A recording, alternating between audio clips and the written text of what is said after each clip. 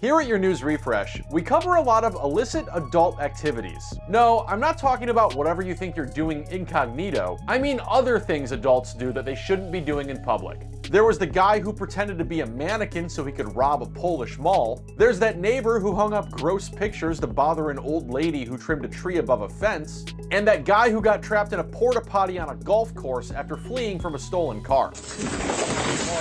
But something that has repeatedly come up over the past several months in the world's oldest continuous democracy is the issue of adults stealing forklifts. And we've covered this over and over again. Earlier this month, there was a guy who stole a forklift in Sacramento and led police on a low-speed chase. And this summer, a group of guys used a forklift to attempt to steal an ATM, which eventually fell out the back of their truck and gave them no money. We've even dived deep into forklift data to find that according to some analytics company that deals with stolen commercial equipment, the period between the Tuesday before Thanksgiving until the Monday that follows has seen an uptick in heavy equipment thefts over the past 5 years. Well, I'm here to report that this year was different. Oh, a forklift was still stolen, it's just that this time it was done by a kid. You're watching an MP4 file out of the great state of Michigan, where police are engaged in the pursuit of a stolen construction genie GTH 636 telehandler. The unlicensed operator? A 12-year-old boy. The cops say that Saturday night, our tween here just so happened to come across a key hidden inside of the cab of an unlocked forklift parked in the middle of a middle school parking lot. And rather than do what I would have done as a kid,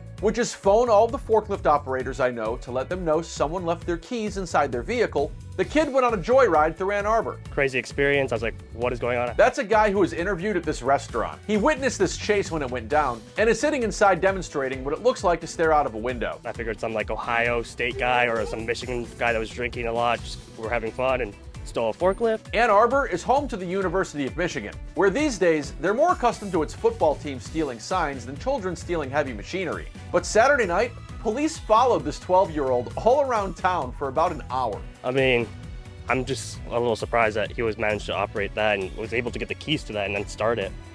I'm just kind of shocked. Now this guy's got a good point. According to the National Forklift Foundation, the Occupational Safety and Health Administration requires all forklift operators to be certified before operating a lift truck or warehouse product. While you don't need a driver's license to operate a forklift, federal law requires forklift certification, which can be achieved through watching high-quality interactive videos on any device, computer, phone, tablet, at your own pace, and passing a certification exam with a score of 70% or better. Don't worry, if you fail, you can retake it as many times as you want. This approximately 1-hour training through the National Forklift Foundation only costs about $59. But alas, it's not clear if this 12-year-old took part in the certification, as he bashed up around 10 cars, as multiple police units joined in on the chase and threw on their emergency lights to warn other drivers that a very, very gradual situation was unfolding at about 15 to 20 miles per hour. After the kid crossed the bridge, the chase finally came to an end, about 15 miles away from where it all began. Oh, this could have been incredibly dangerous. It's a large vehicle. It weighs as much as 35,000 pounds. It's got these giant forks on the front of it. That's the interim chief of police in Ann Arbor, who says it wasn't the first time this kid has had a run-in with the cops,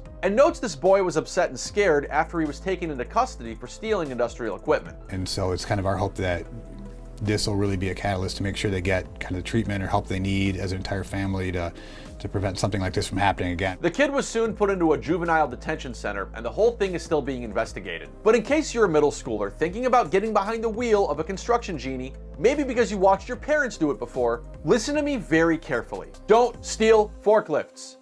Go steal a Kia like your friends.